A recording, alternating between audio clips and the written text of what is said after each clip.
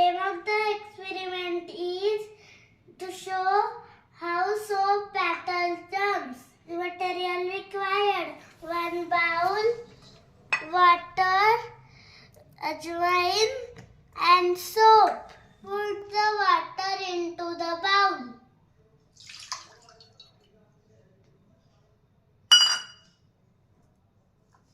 Put this ajwain into the bowl.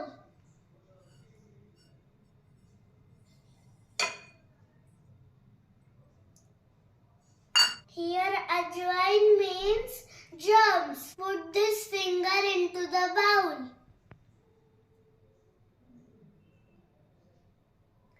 Nothing happens. The germs didn't run away. Apply this soap on your finger.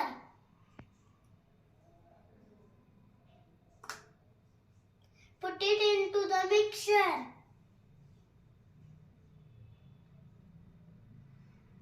The germs run away. Soap pushes the germs away.